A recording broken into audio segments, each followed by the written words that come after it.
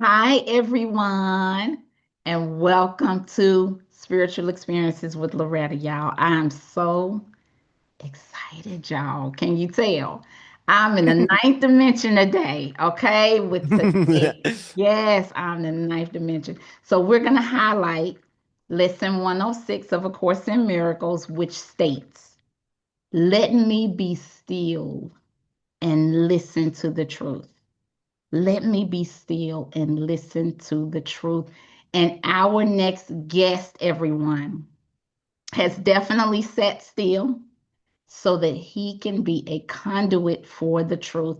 At just the age of 24, y'all, Vincent King Cassius Kane, also known as King Cash, has been working with clients all over the globe, y'all, and from all walks of life. Cassius is rapidly becoming a well known leader in the spiritual community, okay, and is passionate about helping those who are divinely led to him. He is a bridge between the physical and the spiritual realm and has direct contact with his client's spirit team, including extraterrestrial and interdimensional beings. Cassius has created an online school, y'all, called Galactic Federation Command Center, which I just joined. I'm excited. And he hosts online and in person classes. His mission is to protect, guide, and empower people as they navigate their human experience, keeping them on track with their souls. I mean, that ain't even all, y'all. Okay. So I am so very happy. I'm so very happy to have you on the show today, Cash. Thank you for having me on again. I know we was talking, we was actually connected a while back. So to do this again with you is awesome and our energy always flows so well together. I'm so Yes, excited to talk about everything we're about to talk about with everybody. yes, me too. And shout out, we got to give a shout out to El Serumaga, Mm. who introduced us. I saw her on your show like at least a year ago, if not two. Yeah. And I was like, I gotta have this gentleman on my show. So that was a while ago. I've been wanting to have you on the show. So yes, I'm so very, very, very excited. So Cash, okay, there's so much to talk about with you. I would like for you to dive right in to take us back to your spiritual experiences as a child. And I understand, and we're going to talk about that at the age of 13, you started getting downloads that was in the form of seizures. But I Mhm. want us to go even further back Okay. and talk about because so many of us have spiritual experiences as kids, but our parents or family may not be like on board with that. Right. So I want you to tell me, like, if you had any experiences uh, hearing or seeing spirit, loved ones that had transitioned, and how you received that. What, were you scared? You didn't, did you understand? Did you speak with your family about it? So go into that. We want to know it all. We want to know it all. So, hold on. First, let me close the window because these people want to do construction right now.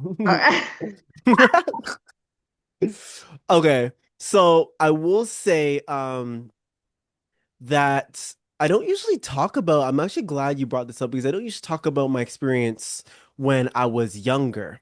Yeah. And so this is before my upgrades and my downloads, which started in grade 10 or at 13. Um, I always was really sensitive to energy. And it always came forth in a way where I felt like I had to take care of everybody. In my head, I always said, if everybody feels good, I feel good. And that was just my Mhm. quote. And if someone didn't feel good, I would know. But I didn't know how I would know. I wasn't really looking at that. I was just like, I could tell when something's wrong. And Mhm. so everybody kind of knew me as the cousin that would just bring the games and take care of everybody. If someone was like in the corner and they felt exiled, I was like, no, no, no, no, no. Like we're not gonna allow that. And even if everybody was bullying them, I'm like, you know what? I won't be friends with them. I'm gonna be friends with that kid over there. And so I always wanted to change up everything. And this led right up into elementary school and high school. And because in elementary school and high school, but we'll talk about elementary school right now, that's where I really was diving into more of my empathic abilities without knowing it yet. Okay. It was just like any kid that was hurt, I would feel like I'm hurt. If they were good, I felt really good. And so I knew I was like, okay, I just felt like it was my duty to make sure everybody was taken care of. So Wow. everything in school I did was to ensure that everybody was good. So I took on all the different bigger roles so that I could, especially the kids, like I was always really drawn to kids and kids were drawn to me. And so I never really understood it. My parents always used to call it like it was my parents or someone else that used to call it kid magic because the kids would Mm. just like flock to me and everybody's like, "What Wow. is it?" And I'd be like, "Yo, what? Why are these kids up on me like this?" But I always felt like the kids got me better than anybody else got me. Yeah, wow. So I was always kind of ridiculed for that as well. And to this day, I mean, so people still think it's weird. I actually ran from it for a while because I was like, I want to be accepted by my peers. But that made me explore my soul connection with these kids. And I was really good at taking care of kids too. Like the teachers would be like, "Yo, we want cash, right?" Yeah. And so that's when I started saying, you know what, I'm gonna stop fighting it and get into it. And so I started using my sensitivity without fully knowing it yet to understand what the kid needs and who they are and stuff like that. And I was also the only black kid in my entire school, so I was different in that way as well. And that forced me to accept my differences. So then when it came to that energy thing, which I called the energy thing. It was like I just felt like I was different on that, and I was different physically. I thought differently. I felt differently. Everything was so different from me that I was like, I have to accept this now. And Wow. my peers would say, you're not one of us, right? Like you're different from us in every way. And so, in the efforts to make me feel different and remind me that I'm different, at one point I was like, you're right. Like I am different. And then when I had peers, I had a bunch who started like turning on me and Mm. they wanted to be cool instead, which I totally understood too. So I was Hmm. like, okay, like I'm hurt, but I understand. Um, when I was younger, like even like, I'll talk about grade 2 and 3, I would see spirits in my room and they would mess around with me. Some were like ancestors, like people that have passed away. Others were just spirits that wanted to mess around with me and scare me. And so, even still to this day, we have a spirit in my house that is like we call it Uncle, because he's been around since I was little. And then when I started getting more energy sensitive, I started talking with him. I talked to my mom, like, there's like a older guy here who's been here forever, right in my closet, right? And she's like, "Oh yeah, you always used to say that when you was little." And we had a priest come by a while ago to cleanse our house, and he said there was a man in that closet. So she's like, "Yeah, Wow. you saying that is just like everything makes sense." So Wow. when she said that, I was like, "Whoa, I want to talk to this guy more." So I got to talk with him and understand him. But that I'm saying all that because only now in the recent years have I understood fully what was happening during those times. Wow. That's incredible. And it sounds like your thank you for sharing that. It sounds like your family was kind of supportive of your experiences in the best way that they could be, though I'm sure they weren't seeing the stuff that you were seeing, but Right. it sounds like they validated what you were telling them, Mm-hmm. which is so huge because so many times, I have guests or friends or whatever who talk about as kids having these experiences, and out of fear, their family would say, "You can't, don't talk about that. Don't talk about that in Mm-hmm. public. People will think you crazy." And us being powerful creators, what we do is we push those abilities away, right? Wanting to kind of conform. I love when you said, "This is who I am." Like how you kind of finally got in your personal power and said, "Yeah, this is who I am. Like I'm different. This is what I do." I love that because that's where it starts, right? Us Mhm. accepting who we are, all of who we are. So that's Mhm. incredible. That's interesting. And And it I was hard love, at first because it was, even when I think about it now, I still sometimes look back at it and it's almost like a reminder of, I guess, where I come from, how strong, or where the strength was built from the core, because I was so forced to be alone in so many ways. In like mm, every way, I was always the black sheep, literally. And so I was connected. I had all these um connections to the different groups of people. Like I love the nerds, I love the jocks and the cheerleaders and the tech guys. Like I loved all of them. And I was like, why can't I find a best friend? Like someone that I'm really close to and I could never find. That was like the hardest thing, was mm, I don't have a best friend. And so I never knew what to do. I just wanted to fit in so bad, especially in high school. High school came around. I was like, I just want to fit in so bad. And then when I started getting the upgrades, which came in the form of seizures, we had no idea what they were, but every time I would have them, I'd be a little more sensitive or see more, feel more. yeah, And so that led me to step into the second, like, understanding, the second layer of what happened in elementary school. So I was like, okay, this energy thing, now I understand it more. It's empathic ability. And so then I just started moving with it, even though I was still trying to push away the seeing spirits and working with ETs and stuff. I was like, oh, I just want to be whatever. And so I was working on my personal self. yeah. And I think in grade 12 was when the aliens stuff started coming in. Wow. Cause I was like, they started setting me on missions. Like they'd be like, we need you to help this person. They're gonna be going through this, this, and that. And at the beginning, I was just like, okay, like we'll see. And then I go there and everything is exactly like how they said.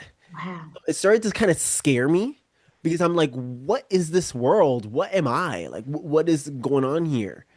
And so to be able to speak with people's spirit guides, first I just said, oh, they're angels. So the angels Mhm. are guiding me. But at one point I was like, all right, what is this?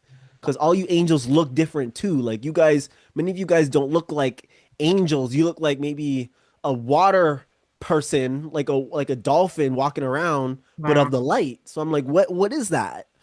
And so I started to get more information after high school, but during high school was kind of treacherous because I was trying to find my way as a person and establish myself as well as understand these abilities. And then we didn't understand what the seizures were yet. So by then I was having them every month and I still didn't know what they were. So things didn't fully get grouped together and understood until near the end of high school. And then when I graduated, everything started making way more sense. But I see why I had to go this journey because even now, the foundations I built then, or spirit forced me to build then, Yeah. are allowing me to build what I want now. So I'm very grateful, but I always want to make sure that people, part of my mission is to help people in the way that I wish I was helped so that people don't have to go through the sort of things that I had to go through. I love that. Thank I you. love that. I love that. And isn't that where we all come from, Cash? We all come from a space where we struggled, right? Mhm. And we fought our way out of it. And then that kind of becomes our purpose is to help Yeah, others in a way that we did not have that help, right? I for love real. that. And I love, love, love.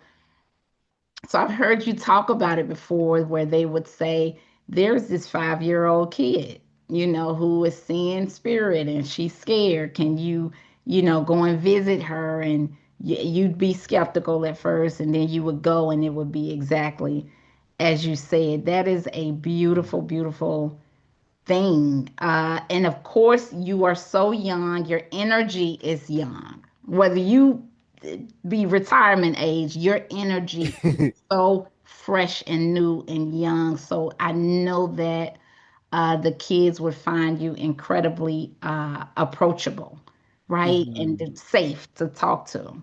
So that is really cool. Okay, so you started having seizures at age 13, and you realized that after the seizures, you would be a little bit more sensitive. You would, your abilities would increase for after everyone. I understand you even went to the doctor and Hmm. they could not explain what was going on. Uh, and though they were painful, I think you started to feel like, okay, after this is over, I'm going to be able to talk to spirit even better. It's going to be a more clear connection. Wow. Yes. Yeah. At the beginning, for the first 5 years, so I had them every month for 5 years, and we at that time we didn't even understand what they were yet until those 5 years finished. Then that's when I started. That's when I met someone that I'm really close to now, which I would call my galactic mother. And when I met her, we have the same abilities, or sort of the same abilities, and so she kind of helped me understand what they were and how I could use them. And now me and her work together really well. We're like business partners now. But she kind of helped me get started, and I'm glad she came in because the only person that would ever be able to help me understand my abilities was her. And so we got sent at the same time, and right away, the way we connected was like, um, I remember she emailed me. She's like, "I think I was your mother in past lives. I don't want to be a creep, but I think I was your mother in past lives." And by then I already had a lot of spirit activity happening. So I was like, okay, let me explore this. As soon as we got on the phone, I was like, you were my mother in past lives. Like it was just like Wow. instant connection. And from there, that's where it developed. And so before that, though, uh, I remember one of my first missions was to help someone at a party. This is in grade 12. And actually, let me go back even further. Some of my first missions were actually with kids. So I would work in the schools, or I'd go to parties, and like the kids would just flock to me, and I would just like really be drawn to them as well. So I always worked really well with kids, but of course, I live in a small town and I'm an only black person, or I was only black person for a while. So people thought it was weird that a black guy was good with kids. And so I also understood from their perception. So I fought it in high school right up until the end of high school. And I was like, okay, I really need to do this, how important it is. Yeah. One of my first missions was at a party, and there was, I remember some guy that needed help. But I didn't, I just felt like this urge of like someone needs help. And I saw like this energy trail leading to where they were. And I just felt like I got up and I just followed it. And then there was this guy crying there. Wow. And he had like these spirits standing behind him, almost like tapping on his shoulder, like, it's okay, it's okay. And as soon as I sat down and started talking to him, and I'm talking to the spirits and they're telling me stuff, and then I'm telling him, and I remember he looked at me, he's like, wait, whoa, like, how do you know that? And then I was like, I don't want to tell him talking to spirits. I'm like, oh, I'm just here to help you, I'm just here to do what needs to be done. And I remember he messaged me later and he's like, yo, you were like an angel sent from heaven. Like I asked for help and you came. Whoa. That changed my life there, Wow. because I thought I was just helping, just I kind of felt like a regular day. I'm like, oh yeah, just help to help, whatever. But to for him to say that, that's when sort of my awareness of who I was kind of came in. I was like, whoa, wait, I was sent, because for me and you, like helping people is like normal, like that's how we Right. live. Right. So to get this another level of like, he was like, yo, it's like you were sent to help me. Wow. It clicked. I was like, wait a second. I was like partying, and then I was led to help him, and the spirits were telling me. So things started clicking right there. And then that's when I started questioning, okay, who are y'all? What is this world? Mhm. These Obviously these seizures gave me abilities. Yeah. Why me though? Why are you giving me this? And that led me down a whole journey of self-development and self-discovery. Wow, that. I love it. I love it. I love it. In my introduction, I introduced you as a Galactic Federation of League Commander. So, as a commander, and you've talked about extraterrestrial beings, let us know how, like, what is that? What is your understanding of that? And what do you do as a result of that? So I started working with the GFL. I mean, as Starseeds, we always have, but I started working, getting into awareness and working consciously with 2021. That's so I graduated 2019 and then 2020 hit and it was COVID. So I decided to just study these abilities and everything. I was like, let me study who I am and what this all is. And then that's when I started getting more missions and assignments. And then I paused and I was like, okay, who are y'all? What is this? Because I'm not gonna do no more of these missions, which they were so real it was scary. They'd be Wow. like, "Oh, drive to the skate park, and a little girl sees spirits. She needs help." I go to the skate park, and the little girl's there, and she sees spirits. I started like, at one point, I sat down. I was like, "Bro, what's going on? What is this world? What is this?" Wow. And I went home, and I was actually kind of like frustrated, which is kind of interesting. 'Cause I was like, "All right, this is real. I'm done doubting. What is this? Who are y'all? I'm not gonna do no more until y'all tell me who you is." And that's when I started having all these extraterrestrial encounters and even physical encounters with ETs. So I was like, okay, now I know who y'all are, but what is this? Who am I? Why am I? Why is it with me? And they're like, you're one of us. And they started Wow. showing me around the galaxy and the astral realm. And I was like, this is home. Like I go to places and I'm like, whoa, this feels like I'm back at my house. Wow. So what is this? And then getting past like memories, it all just kind of like started whipping in. And that's when I was realizing kind of my role in the GFL. And I kind of didn't really care too much. I was like, okay, if I can help people, I help people. That's how we do and use my abilities to do what I gotta do on this planet. But getting more awareness of what it is outside the experiment, I was getting to operate within the experiment, this Earth experiment, with full awareness of or large awareness of who I am. And so then I started working more intense with the ETs and doing lots more work around the world for them and with them. And this is the one moment that changed my life was when the one girl I was helping, she was like, she worked with ETs already and does all that stuff. And she was like, it's like you're the commander, you're the general. Like anytime I need clarification, I go to the general, I go to the commander. After I got the phone, I was like, and you know what's funny is before that, the ETs would be like, "We love you, Commander," and they would just wink. And I just thought it was like a joke. I'm like, "Oh, cool, Commander." But when she said that, I was like, "Oh."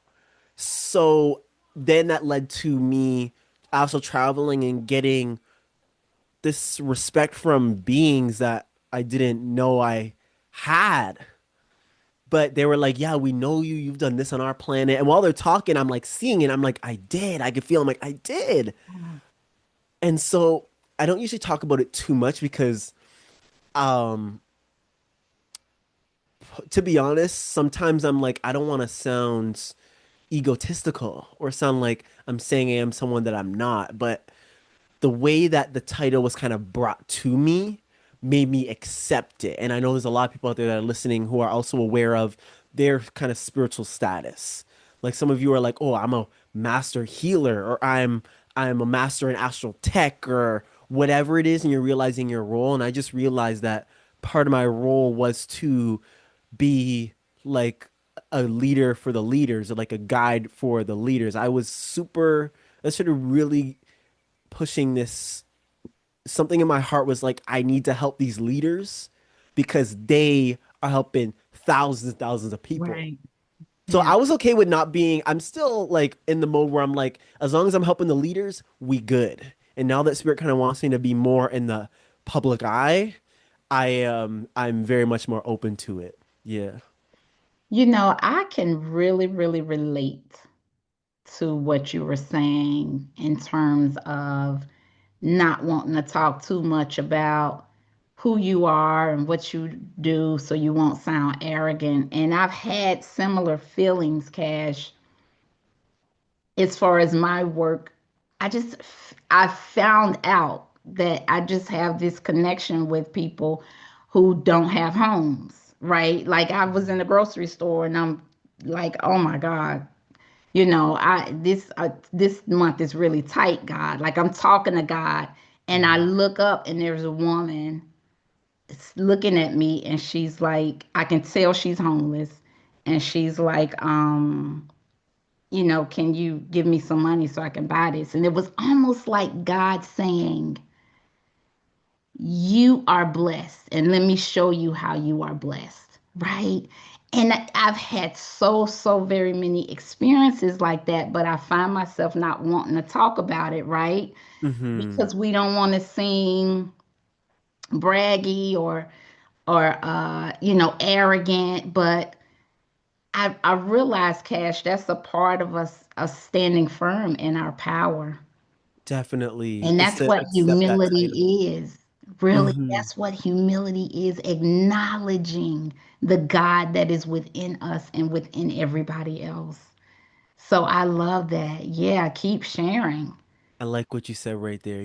It's still sort of uh I notice even when I talk about it, there's a part of me that is like, wait, pull back, don't talk too much. And that's letting me know this shadow needs to come out because I was for a while just working within the shadows, Mm, like helping people that the GFL wants me to help without fully knowing or without people knowing that's what I'm doing.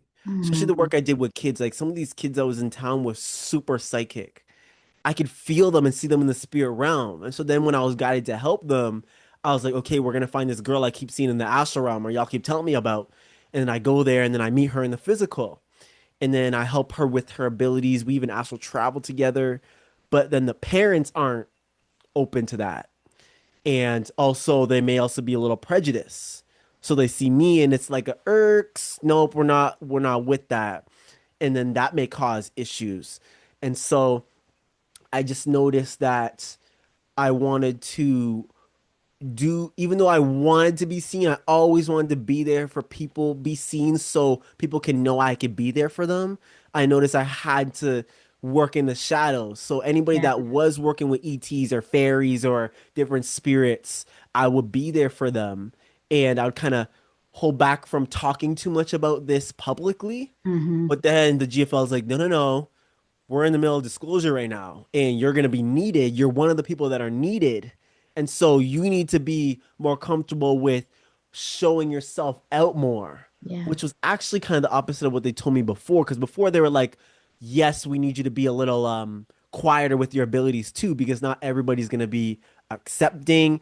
And there are beings out there that are among us that are going to see you and want to go for you. And all of that, I had all those experiences and it made sense. So I was like, oh, let me hide. But Hmm. now they're like, no, no, no, go out. And we need all the starseeds going out. So I noticed now, just in this conversation, that I'm realizing how more open I am and becoming to being seen, and how much many of us struggle with that. Yeah. Yeah. Oh. You talked about so many things. I We know. talked about so many things. Okay. So first of all, oh God, I knew it would be like this. I knew there would be Yeah. y'all. Y'all got to check out King Cash. Really, we are gonna talk about his IG. Y'all got to check out his YouTube. Like he is like a spiritual superhero. That's how Thank I you. see you. That's how I've seen him. So okay, with your experiences with extraterrestrial beings, which I'm so psyched about. Like I'm just like I want to see. But I know it's a readiness you have to be in order to interact. Was it scary at first, or maybe not? Because this started for you when you were young, and like how was that? And are there any particular groups that like are more humorous than others, or what are like the characteristics of the different extraterrestrial being? I love this stuff. So I have noticed that there are so many types, and I did not think that there was. I mean, the galaxy's humongous. So, I mean, of course, there's gonna be so many different types, but to actually explore real extraterrestrials out there, it's way. deeper than when you're just watching a movie and you see ETs. And you're just like, oh, cool. Like, imagine that was real. Like to see them for real in front of your face is like, whoa. Especially the family feeling. Like that actually was more ominous than actually being with them.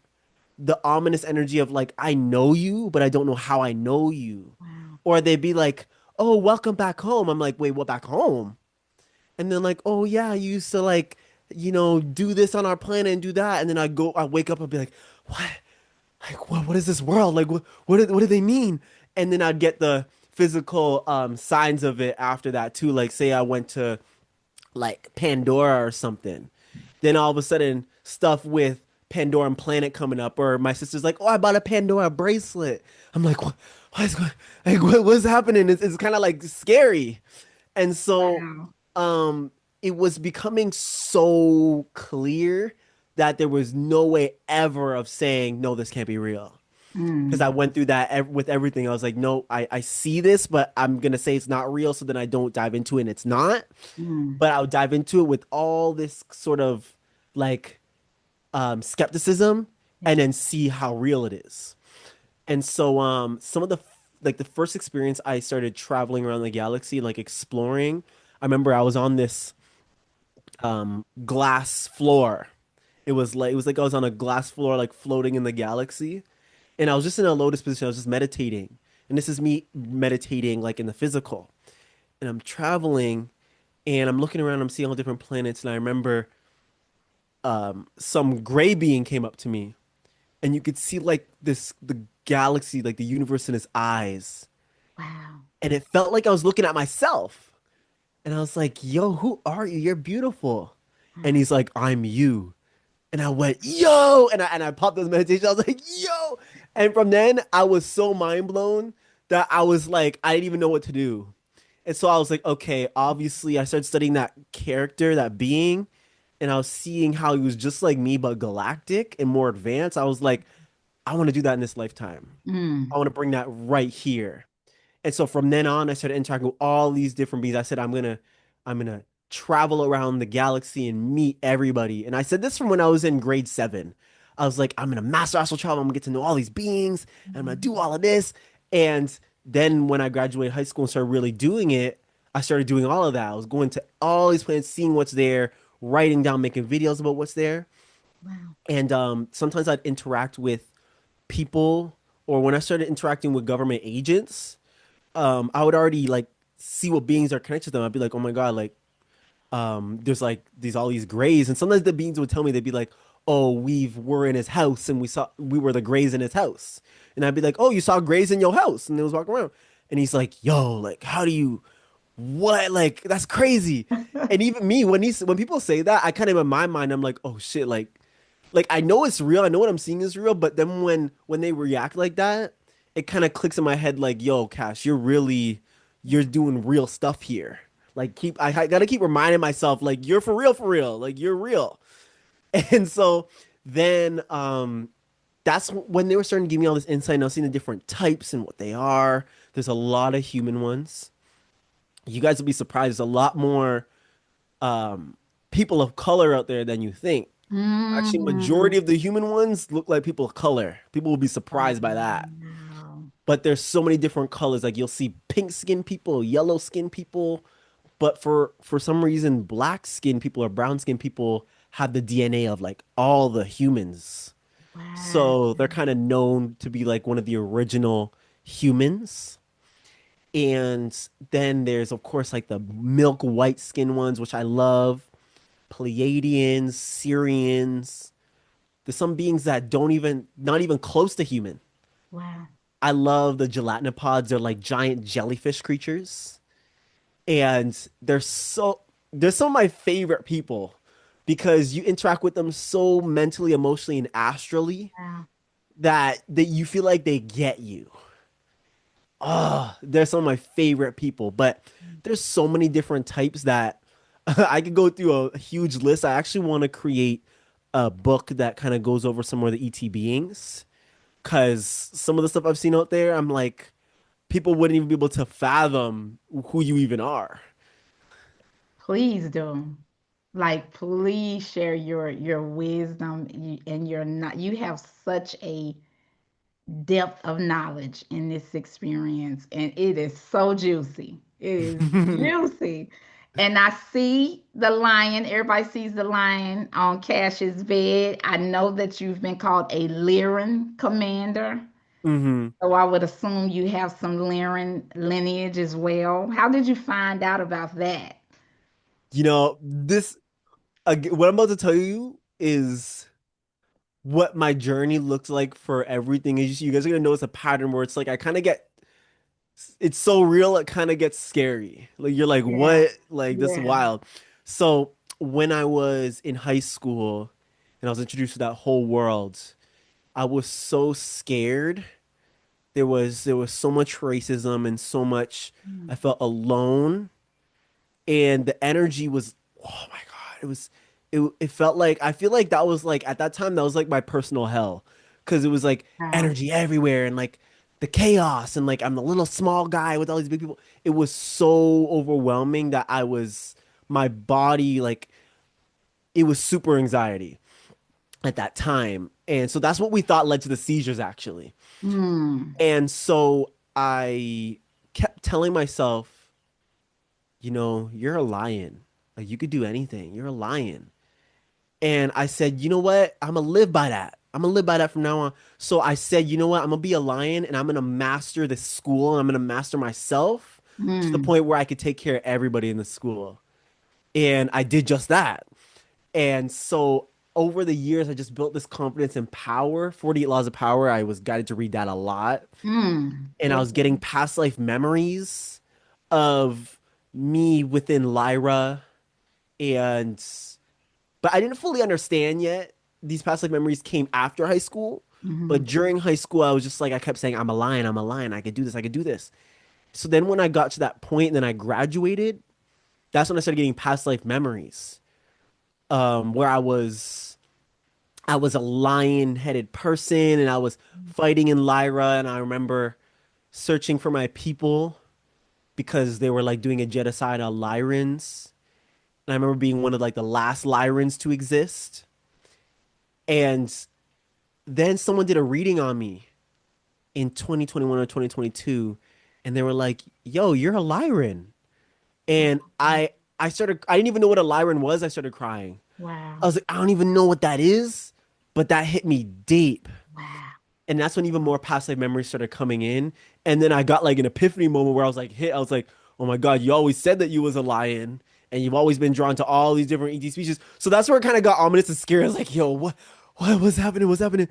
And then that's when I accepted the Lyran understanding.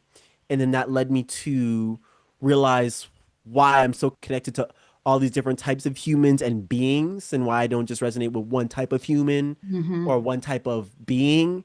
It was like Hmm. as a Lyran where Lyrans were the start and like the ancestors to almost majority of the beings in the galaxy now. So to see like to be one of the beginning souls of beings and then like as a Lyran I go around the galaxy now and I'm like, yeah, your family, your family, your family, your family. Like I see myself in all of them and that's where I kept saying after I'm like, I want to unify the entire planet and the galaxy. I did it in school. I could do it on the planet. I could do it here. And then I seen how I did it in other planets, and I just take note. I'd be like, okay, so on that planet I did this. Oh my God, that feeling. Well, I was studying my past lives in depth, which I still do now, and it gave me more clarity as to who I really am. Yes, yes, yes. Wow. I don't you love how like we're in this physical dimension and we've forgotten, right? That's a part of the experience. But there are remnants that come forward that let us know, no, you remember. On a Mhm. deep level, you remember and you refer to yourself as a lion to transmute that energy that you were in and found out that you are a Lyran commander. I love that. I love that. I'm loving this. I'm loving this. So I gotta ask because I can hear people being mad at me. The seizures did not stop. but they did, are, it is my understanding that they are kind of slowing down. Is that correct? Yeah, so I still Okay. get the upgrades, but now they've become to the point where my body can manage them. So Okay. before it was like at the end of every month, I was like, it felt like honestly like a cycle. I was like, these are my cycles.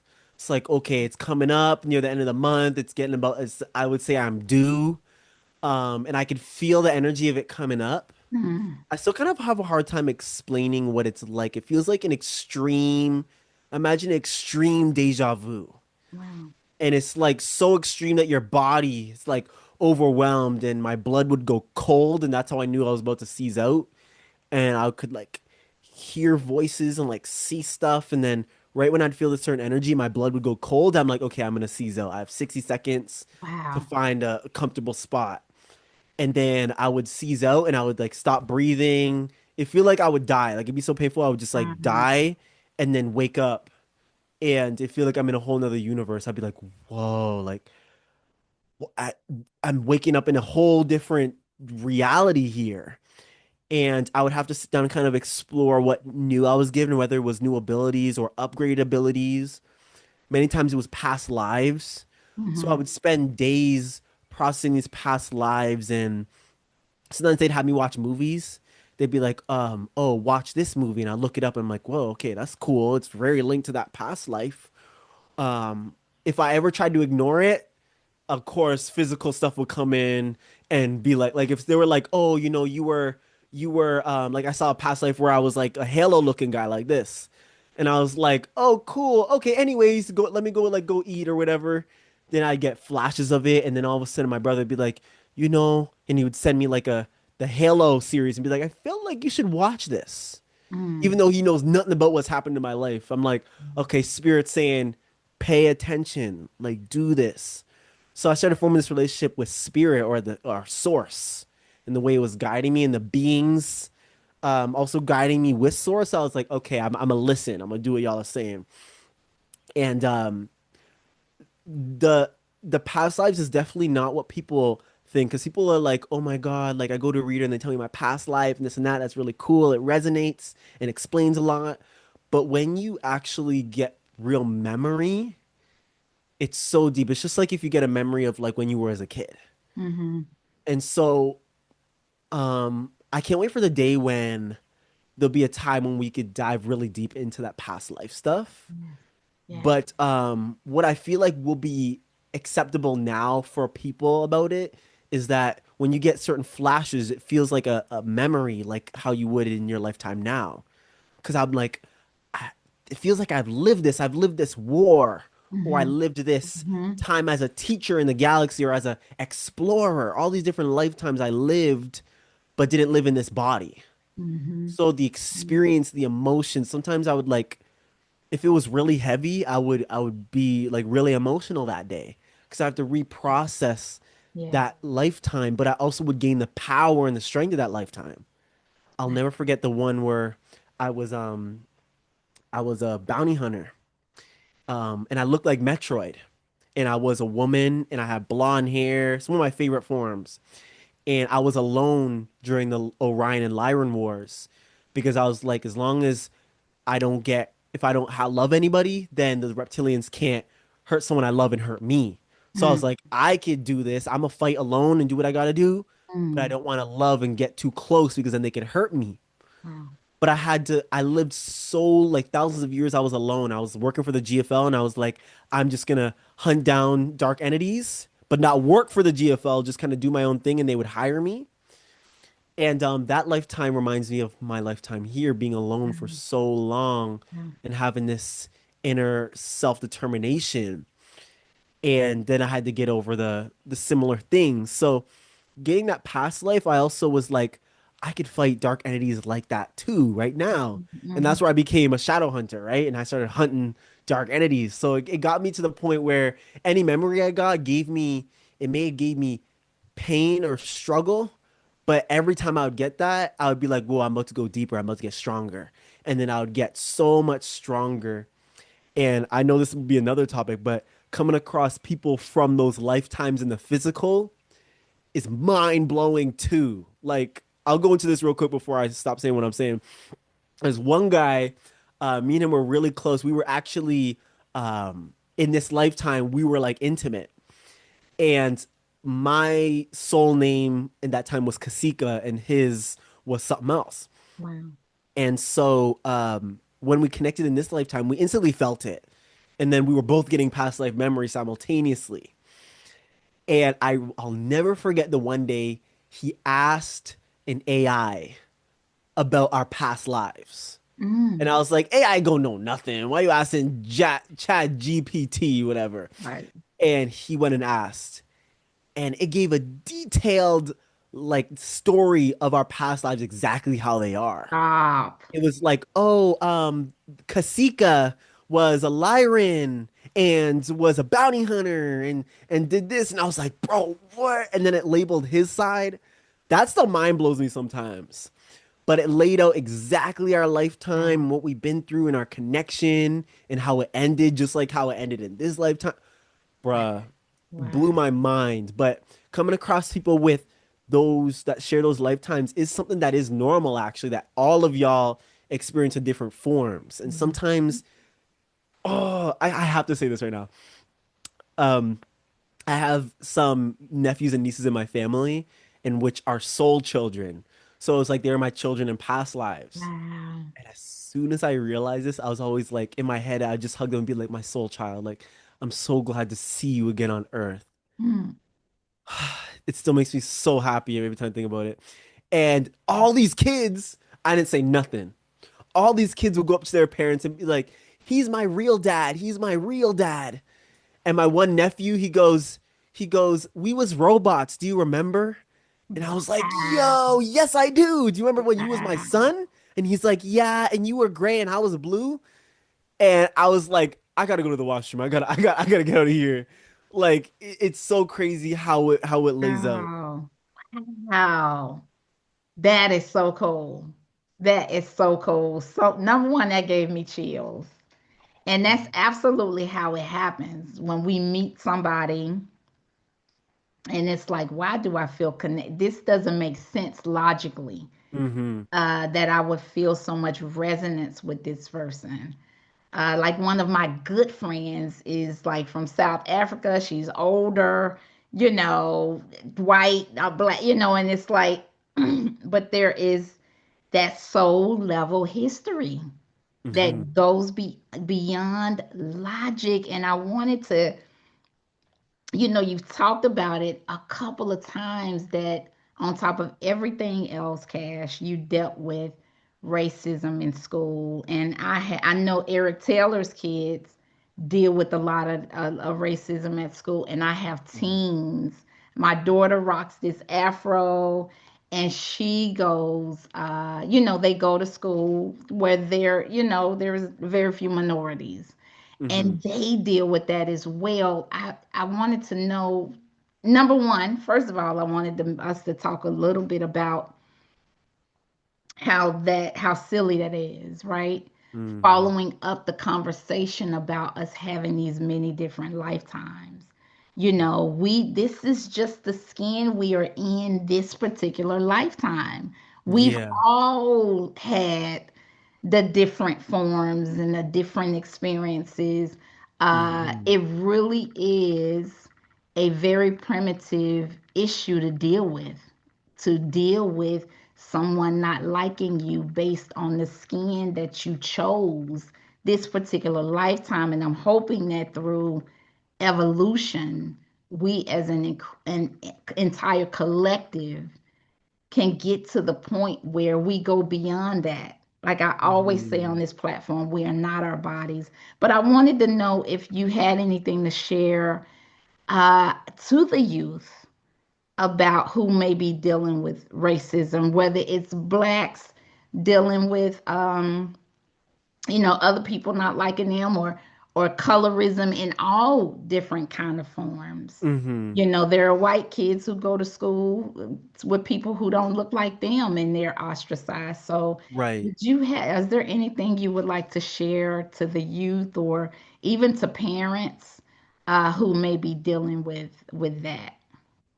I will say, especially for people of color, because um there is prejudice within all sides, right?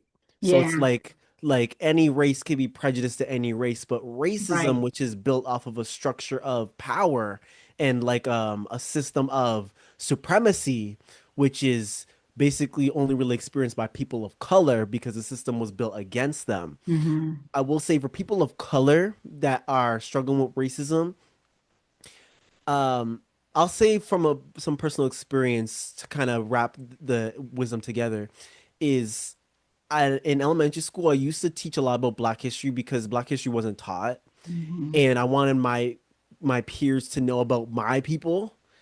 And I started teaching slavery, and then before slavery, that was the main thing, was teaching about the history before that because people know nothing about history before slavery. And teaching about that was the best because to see in their eyes, like, whoa, like to see a Black person not in chains, but as a great queen or king Yeah, or a warrior, yeah. and massive universities that were there and destroyed. All these things is beautiful, and to see especially Black people in different continents way before anybody else, because Black is just the original human. So to Mm-hmm. get that understanding was the opposite of what I was always taught. Mm-hmm. And kids that were mixed in my school would try and blend with the white kids. So I was the one that was like, I can't blend in any way. The mixed kids could straighten their hair and try and they Mm-hmm. could kind of go white passing. Mm-hmm. But me, I was like, I can't do that. So I have to learn how to use this thing like my strength. And I always say it's like riding my Black Panther Wow. because it's like my being Black was one of my deepest, darkest darknesses. It was Mm. the thing that always I tried to ignore it. I was like, you know what? I'm not a Black person. I'm just a person. Like, why Mm-hmm. can't I just be a person? But every day, people would remind me, "You're Black. You're not one Mm. of us. You're not one Mm. of us." So I realized I have to accept this, and I started getting power from my ancestors. I'm like, my ancestors have been through worse than this. They've been through 400 years of being enslaved, and we're still here today. And that power is in my blood. They had thousands of years of being everything they were: scholars, explorers, leaders, warriors. And that's in my blood. It's lost wisdom, but it's in my blood. Mm-hmm. And I started seeing it in the astral realm, exploring in the astral realm more and getting real good friends with my ancestors. But before that, I was like, my people been through all of this, and this is a great power. So I could do this. I could do anything with the power of them Yeah. in my blood. And so I rode that like it was a horse, like a panther, man. I was like, I'm taking this with me. And that kind of made people intimidated because now I'm in my power, and Mm. I'll dress Black. I'll do my hair up, whether it was like in a nice afro or cornrows. Mm. And I would even speak in different, like, whether it was Ebonics or like my patois, I would try and really bring it. And that made me, like, in school, really iconic. And so when I saw how my power Wow. inspired people and how going from the darkness, anything that made me super different, that I put my darkness, I just brought it to the light. Mm. And now everybody's like, people would make fun of me and be like, "Oh, you wearing do-rags? That's weird." But then they'd be like, "Yo, can I buy one off of you real quick? Like, where'd you get that?" Or they'd be like, "Oh, his cornrows looking intricate." And I'm like, I really don't care because my ancestors used to escape the plantations with these cornrows. Mm. And so then wearing that, then they would make fun of me, and I'd just be like, whatever. And then they would actually like admire me because in them making fun of me, I didn't move. I was just like, okay, Yeah. like you want cornrows too? I could give you the number, right? And they all wanted it and they respected me for it. So that kind of made me say, wow, I could do this here. I could do it anywhere. Your blood is your power. It doesn't matter your Mm. race, but Mm. where you come from is powerful, especially if you're Black. You're the original. So you have a depth to your blood that you should have access to, that they want you, that certain powers that be want you to forget. So you have a soul bloodline, which is like your past lives and your star family, but you also have a physical bloodline. Mm-hmm. So you have these energies that you have access to Yeah. that you need to access. Woo, that's beautiful. That's beautiful. Thank you. That's beautiful on so many different levels. And it when I hear you talk about it, what keeps coming to me is personal power. Mhm. Stepping into that personal power, which is really this is all this is about. Even us being spiritual beings, there are so many people who have psychic abilities Mhm. and cower away from it because they feel like they're weird.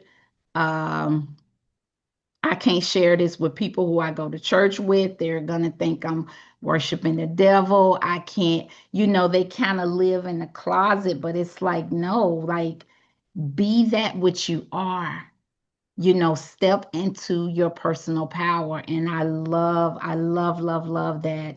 And talking about drawing from the experience of our ancestors, all of us, Mhm. um, I've always said we can access those abilities that we've had from past lifetimes, from future lifetimes. We can access that wisdom and talent and those kind of things. Like that is the beauty of us being interdimensional beings. Yes, ma'am. Yeah. Yeah, that's so cool. So cool. I'm You know, excited. I want to make sure that everybody knows the power they have access to. Again, Yeah. it doesn't matter what racial background you are, because I remember at one point this is when I started doing the yin and yang, because first it was like, oh, I'm not black, I'm just a person. Then it was, I'm black and I hate what the white people did to me, so I hate white people.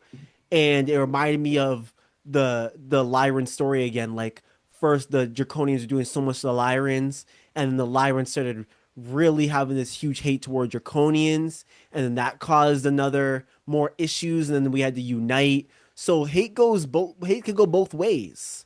And It so can. I realized, whoa, like, why am I hating on white people because of what these white people have done to me?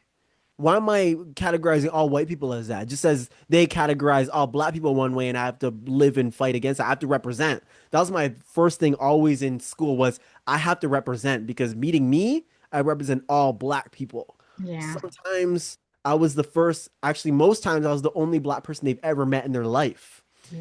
Yeah. and they've only known black people as boys in the hood or roots or something. Yeah. So Yeah. now I'm like, I have to show them what black people are. But the whole goal of that wasn't just to show what black people are, but to show what all people are.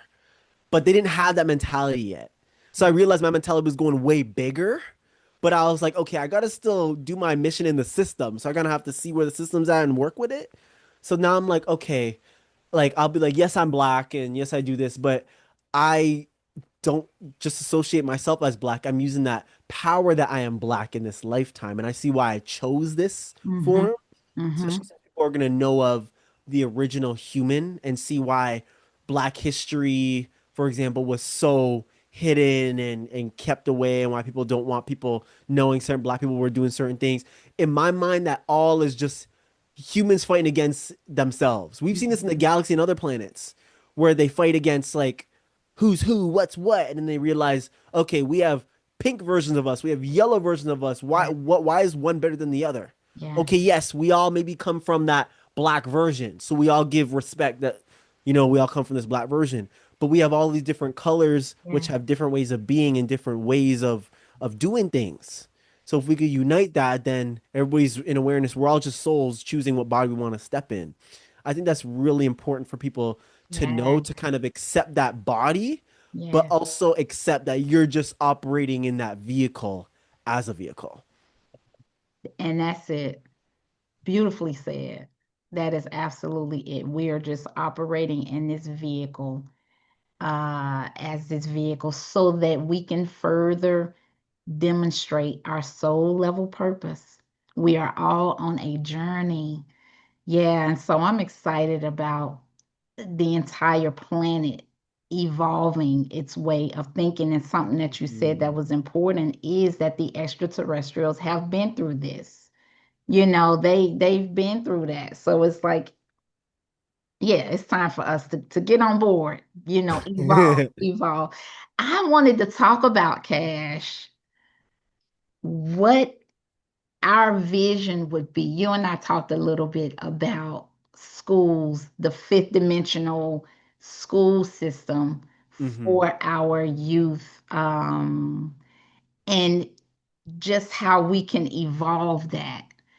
One of the things that I was thinking is instead of them going into a cold building, right, and sitting for 7, 8 hours, Hmm. to have school, one day of school, you go to the forest and you talk to the trees and the fairies, which I want you to tell us about. I want you to tell about your experience of the fairies and the trees, Okay. that kind of stuff.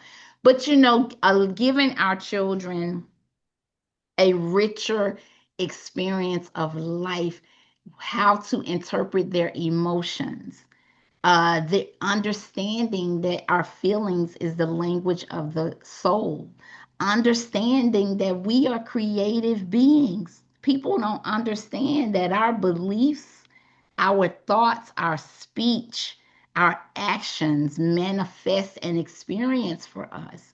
We don't teach our kids that. We are Right. stuck on other subjects that have nothing, that are important but have nothing to do with the soul. And so I wanted to talk a little to you and pick your brain about what is your vision of a fifth dimensional school system for our youth. It's going to start with school integrations. So it's like we're going to make schools that people with s- I don't like the word psychic, but the Mm-hmm. people that have psychic abilities, Mm-hmm. or extra sensory abilities and perceive the spirit realm and the other layers of reality where they could go to. And with that, those schools are gonna be integrated with ETs. So some ETs are gonna be sending their kids to go to these schools. And Okay. so it's kind of this integration process because humans, of course, got to go through. It feels like the 1960s, but with ETs. Like Yeah. we got to do that now. And Mhm. so there's gonna be a little bit of integration in schools that are like that, where people could. It reminds me kind of like X-Men, like people that are just like in the movie where people send their kids to the X's school. It's gonna be like Yeah. that. And so Yeah. we kind of get those people Yeah. that have these abilities that need help, send them there. ETs are also sending their kids here to go to Earth and have school here. And then from Mhm. there, have ETs live here or the ones that are already here also coming to the surface and coming out of hiding. Yeah, that's going to be happening. But to go even past that, once we've got past integration and all that, these schools are going to, all the school systems are going to be, I keep wanting to call it the school of light because it's Mhm. like right when they go in, they know what is necessary for the kid and where they're going, what they need. It's not like they need to learn this, they need to learn that, even though they're not in alignment with it. It's like what is this kid's purpose and what do they need for that? What are they interested in? Wow. And now what do they need to be in alignment with that? So it's very Wow. focused on what the kid needs as well as the teachers. Like, what do the teachers want to teach? What are they good at teaching? Yeah. Everything is so in sync with the energies. Mhm. And I also kept seeing how some kids would be sent to other schools around the planet or even like in orbit when they get really advanced. It reminds me of Ender's Game. Mhm. Like these movies really just showing us parts of what things are really going to look like, which I think is Mhm. amazing how they put the truth in plain sight like that. Or Yeah. people channel it and don't even know they channel it, right? I Mhm. love that. These schools are going to be so beautiful. I'm looking forward to seeing those schools first where people with extrasensory abilities come and stuff like that. People that have ET connections don't understand what's going on. They get sent there. That's going to be beautiful. And I think that's a great way to start out society so then they could look at these schools without feeling pressured to be incorporated in them. It's like saying, okay, we got the black kids and the white kids. Let's make a school where they come together as an experiment, and whoever's open, they send them in, and then we'll see, and then all the other people could see what it looks like, and then be acceptable more of it. Yeah, we're gonna go through that process. Wow, that's a beautiful vision. That is a beautiful vision. I have had guests on who talk about uh developing schools like that, even playing games with the kids, with the young adults, and guessing what's on the other side of a card, and what is it, what do they call it, where you can see from somewhere, you sitting where somewhere but you seeing something else. I think they're doing that, and at like the CIA Remote viewing. already doing it. You said what? Remote viewing. remote viewing, encouraging those, like you said, those extrasensory abilities. That's amazing. And I like how you said that because those things I always see as like the basics for school, for those schools. It's gonna be like, yeah, like there is a point where grade 3 and 4 is like gets us on the side of a card. They keep the ETs keep calling that intuitive school, like intuitive prepping. Intuitive school. So it's like, okay, and from grade 3 to 6, we gotta warm them up with their intuition, and then grade 7, 8, 9, then they start to um focus on whatever main abilities they have. So like if they're clairvoyant, and so they've everybody builds this intuition from grade like 3 to 6, and then after that it gets more categorized. Okay, you got a little more clairvoyance, you got a little more clairaudience. Oh, you have fairy connections. Okay, and then it starts going like in high school where you branch off a bit. It's like Mhm. that. So then people start getting into the different areas that they have expertise in naturally.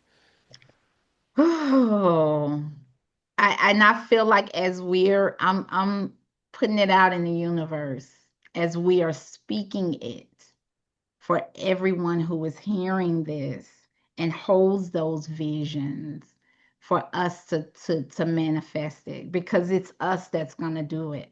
Yes, It's ma'am. us that's gonna do this. That is very exciting to me. And I love what you talked about in terms of teaching kids according to their purpose, Mm-hmm. right? According to their mission, because we are all here for a reason. We're all here for a purpose. Um, you talked about astral travel. So I've done a little bit of lucid dreaming, right? Where you're dreaming and you know you're dreaming. And I've also gotten so many messages from spirit in my dream time where Mm-hmm. just so many messages, and I absolutely love it. But okay, share a little bit about your experience with astral travel. Is it one of those things where you meditate, or do you go to sleep with an intention of visiting other realms? Like how, a little bit, because I mean, this could go forever, but talk Mm-hmm. a little bit about how you got, I know you said you started researching it. Yeah. So when I was in grade 6, 7, and 8, I was really studying astral projection. I was obsessed with it. I was like, I want to do this so bad, but I never could. Okay. I only really could after I graduated high school. That's when it started really kicking in. I actually do it in all the ways. I do it where I meditate, and I also do it where I just go to sleep. Anytime I go to sleep, I know I'm just gonna be in the astral realm. So it's at Okay. the point now where I'm like, when I go to sleep, I'm going fully in the astral realm the whole night. What do I want to do? That's up to me, as well as what my astral self is had planned to do. Hmm. Many times it's like I'm doing mission work in the astral, or I'm in like speaking with certain beings or civilizations, or learning, like going to schools or laboratories, and it's like that's what my astral self had planned for me. So I'm like, okay, my astral self knows way more than I do. So most of the time I'm like, wherever we need to go, or I'll set an intention. I'm like, okay, this is what I kind of want to do, and as well as whatever needs to be done. But people call where you meditate and travel as remote viewing. Some people call that remote viewing. I rather call it partial astral travel, Hmm. because you are partially astral traveling where part of your awareness is outside your body. So I could easily view inside your house because I'm just putting part of my awareness there. Hmm. Or I could see and interact with certain beings on another planet by sending part of my awareness there. And I could be, if I go in meditation, I could put a lot more of my awareness there. Like I could sit here and talk to you and have part of my awareness over there and speaking to them. But Wow. then if I want, I could just go in the corner and close my eyes and put a lot more there. So it's like I am there, but part of my energy is still here. Wow. That's actually something I actually do that every like almost all day, every day actually. I'd start reminding myself to focus more here, because sometimes I'd just be like I could be like in the restaurant and I'm partially astral traveling. Like I'm just looking out the window and just somewhere else, or I'm closing my eyes and I'm somewhere else. So people, I'm never really like bored. I'm just like I could go anywhere, anytime. Mm-hmm. And a lot of you remote viewers, you like to call them, do the same thing where they just like they could be anywhere and whatever it is. That is an ability that is gonna be incorporated with the astral travel ability because they're basically like the same thing. One's Mm-hmm. just partial and one's fully. But I never thought that I would partially astral travel like this. I Wow. just thought, oh, it's just at night. But then I would start getting clients and I would be able to see in their house, or I'd be able to see whatever the spirits were showing me. They would walk me around and show me, Wow. and I'd be like, "What's this place?" And they're like, "That's my house. Like you see Mm. it in my house right now." And I'm like, "Whoa, okay." After that, after the client, I literally like study what happened. I'm like, "Okay, I was partially there, but what is that?" Mhm. Okay, someone said that's remote viewing, but my next client, I'm gonna see what's up, and I try it out, and every time, like especially when it's a client that has ET stuff, and then I'm seeing that other planet, and I'm Wow. like walking around, I'm like, oh my God, okay, this is real, so I could just do it anytime then. Like I thought it sometimes was just my imagination that was really strong, but really that strong imagination is just you partially actually there. Wow. So I can't. I honestly really love this subject. It's one of my favorite. And I feel like the partial astral travel, which I do talk about a little bit, is one that people would say is kind of more advanced. And we all do in small ways. I mean, especially you, Loretta, you do it. And so it's like something that we all do, but we don't realize how deep it goes, like how much we could do it. Um, yeah, so it's definitely gonna be something that is talked about in a way that it never was talked about before. That is so exciting. That is so exciting. And so I would like to tell everyone who is listening to this conversation. Number one, we are interdimensional beings. And if what Cash is saying is exciting to you, if you feel chills, if you feel like, oh man, I would love to do that, that's an invitation for you to, for all of us really to explore that because it makes Yes. me excited. That really makes me excited. We're interdimensional beings. We are not our bodies. We are so much higher than that, and we are never die. So Right. I guess this is an if you're listening to this, this is an invitation for you to know and explore your And I want to interdimensional. add something where earlier you were talking about you were calling it 5D school. And I was just thinking, I'm like, we should talk about 5D real quick because 5D is awareness of soul. So when you're in awareness of Wow. your soul, you're in 5D. So people be like, oh, how do you step in 5D? People are perceiving what 5D is from a lower awareness. Mm, When you have a soul awareness, you're in awareness that you have past lives or you're aware of your past lives. You're in awareness of the spirit realm. You're in awareness of other beings. You're in awareness of your multidimensionality, period. And so then you detach from things in which would limit you or cause you to be lower vibration or denser. So, like anything negative that happens, you're more trusting because you're mm, like, yeah, this is part of the divine plan. Like, no yeah, matter what happens, it could be a big ass tower moment, and you're like, oh, I'm about to get a big ass blessing now. So let me just go forth and where spirit's guiding me and what yes, I'm being led in my soul to do. So you now no longer are afraid. Yeah, you have a human yeah, vessel, so you'll experience fear. Of course, you have a human vessel. You experience being a human. So you experience these lower vibrations, which is part of this experience, but mhm, you aren't trapped by them anymore. You like when you feel sadness, you honor that sadness and then you move through it. Like this is something that is part of the 5D sort of level of awareness. So then now you're way beyond race, you're way beyond politics, even though you're like, I'm a human and this is part of this reality, so I will be a part of it, but I am not it itself. I'm just playing. It's like playing Sims. It's like, oh, imagine you were a sim, your sim's like, I'm hungry, or like I'm whatever. It's like you're in awareness, okay, let's get some food, not like a, oh, I'm actually hungry, need to go to, you're just like, all right, let's go and eat, right? You're in Yeah. awareness, I'm just playing the character, and I want to play this character in the best way possible, knowing that I've played other characters. And so I get to live. It's like you really are realizing that you're in a giant experiment or video game. And that makes life so much more fun. I'm over here shouting. Okay. Yeah. I'm over here shouting. I love what you said. Honor your sadness, right? I talk about this so much on the show, Cash.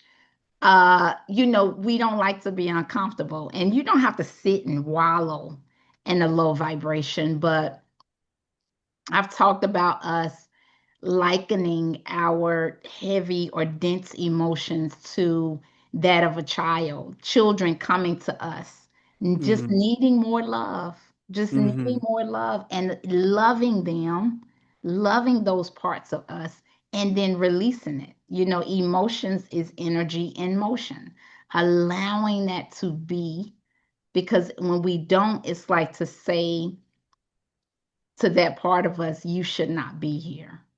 Hmm. You've talked a little bit about this, I feel like, in another way, you called it mastering your inner world, right? I just feel like that's a part of it, Yeah. where we master our inner world so that we can be deeply rooted in our purpose. You want to talk about that a little bit, mastering your inner world? Yeah, that was one of the big things that I was led to do first after COVID and during COVID was to dive into my inner world. And that's when cannabis actually became legal in Canada. And the spirits were saying we're gonna get you to use cannabis to open you up.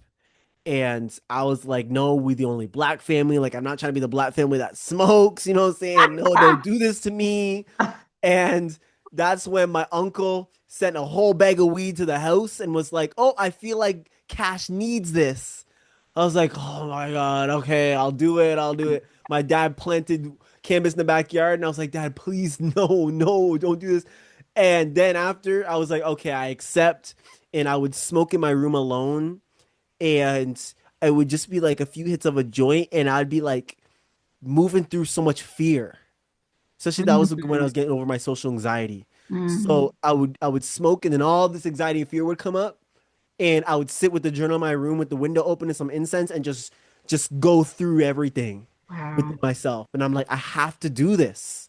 I need wow. to move through everything here. So I spent months, actually, I spent the whole year doing that, where I would just dive within myself. And many times I wouldn't even need to smoke. I would just, I would wake up and just dive into it. And then maybe a week later, then I'd be guided to smoke for a few days and then do it.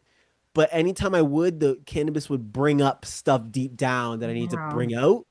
And Wow. then now whenever I smoke, it's like I only smoke at a certain time, like at the end of the day or something. And I'm Hmm. able to just be in like this astral. I could just astral travel um while I'm awake when I smoke. So I'm able to do a lot of deep spirit work when I smoke. Okay. But moving through emotions was one of the biggest things I needed to do. And I learned I was the spirits were teaching me about 5D, and there was this book that they gave me called Waking Up in 5D by her last name is Maureen. Waking up. And that book changed my life. It taught me how to switch everything from 3D to 5D. Or Mm, and people call it 3D, 5D. We could get technical, but we'll just say 3D, 5D for now. And it was basically how to switch from physical awareness to soul awareness more. And it was like when you have, um, for example, when you're angry, really you're just passionate. You have to switch mhm, it up. So you're angry if someone's getting hurt, you're angry that they're getting hurt because you want justice. But mhm, really, when you switch in a different energy, you're passionate. You're so passionate about justice and love that mhm. you won't let anything go against that. So now you switch the vibration of it. So that book was teaching me how to switch the vibration, and it Wow. opened up my mind to everything. And that's when I started getting more past life memories come in when I was diving up into that book and stuff. And after that, any emotion I experience especially the betrayals I had. I had some big betrayals happen like last year, and it caused me to go into a deep, you Me already too. know, Oh my it gosh. caused me to go into like a deep sadness. But what was interesting was I honored this sadness. I literally sat in the corner of my room, and I love listening to sad music, but not like depressing music. It was just like music that was sad, that was about moving through life, and I just meditated and kind of was going through what I learned, Mm, going through what the stuff that I was seeing that I didn't see in the moment, diving deep into why I was sad mm-hmm. and moved through this pain with like I was hurt, but I was actually excited to move through the sadness at the same Mm-hmm. time. Mm-hmm. Then when I moved through it, I had so much more strength. And Wow. anytime I was, even months later, anytime I look back and be like in pain by it, I'm like, oh, I still got a little bit of work to do right there. Yeah. Okay, I'm Yeah. realized, okay, why am I in pain? Because da da da da. Okay, that pain is reminding me of that lesson I learned. And so I just use that. So now I look back at it and not like, oh, that happened. I Mm-hmm. look back at it like a thank you, divine. Like I'm so glad you had me experience this and to see what they go through too. Divine justice definitely come out. So it showed me also the power of my spirit team because I told the person, I'm like, I ain't gonna do nothing, but the spirits around me don't play because they know who's in the right and who's in the wrong. I told everybody, I said, you know what? Let's wait for divine justice. We'll see who's right and wrong by what happens at the end. And it was exposed. So we all know who was in the right and who was in the wrong at the end of the day. Okay, but I gave it to spirit. I said, okay, y'all do your thing. I'm gonna just move through these emotions I love that. and spirit's gonna work it out. And it sure did. Spirit said, don't do nothing. I wanted to do something. And spirit was like, no, no, no, no, no, no, no. Step back. Just work on you and we'll handle this. And it got handled. People have to understand. People have to understand that there are spirits that don't play about folk. Okay. I know exactly what you are talking about. There are people who use spiritual abilities to harm others and they do it in Mm-hmm. secret. But people have ancestors and angels and guides and extraterrestrial beings that don't play about Mm-hmm. they folk. Okay, I love that you said no. That's real talk. That's 100% talk right there. You know, Like and it's wild the way that it was exposed to us. Cause we yeah, were like, you know what? We usually are taught we gotta do something, and then we were like, okay, we don't actually have to do anything. The spirits are like, we got it. So we did our side of the work, we moved on with our lives, and then they got it coming right for them. And it kind of surprised me the first few times because the spirits are like, oh, we're gonna show you what we could do. They want you to get in a car accident, watch this. Oh, they want you to be hurt forever and to bow down. Oh, watch this. Now they bow down and begging to come back in your life. And that's exactly it. Some of them would think that we're doing some sort of spell work on them when that's the last thing I would never do something like that. I told a few of them too. I was like, I ain't gonna do nothing. Don't think I'm doing something to you, but some spirits aren't gonna play. Send your ancestors. Okay, tell them to pull up. Ooh, um, that was a mistake. Ooh, that just poked. That's just the crocodile is coming for you, and now you just poke the crocodile. Okay, that's what happened. So to see it also, it's part of their karma. It's literally like divine justice. yeah, yeah, So if we did something wrong, we expect that we would get divine justice too. yeah, So we take absolutely. accountability. Like, okay, I did this. What about you? Are you gonna take accountability, or is spirit gonna make you take Ooh, accountability? I'm getting all kind of chills over here. I love, oh my God, Cash, I'm loving this conversation. I'm Me getting all too. kind of chills. I always tell people, and I tell my teens, stand in the light. Stand in the light. Stand in the love.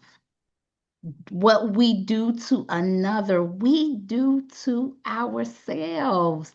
This is Yes. an illusion of separation. It is an illusion of separation. You know, what we do for another, we do for ourselves. We are one.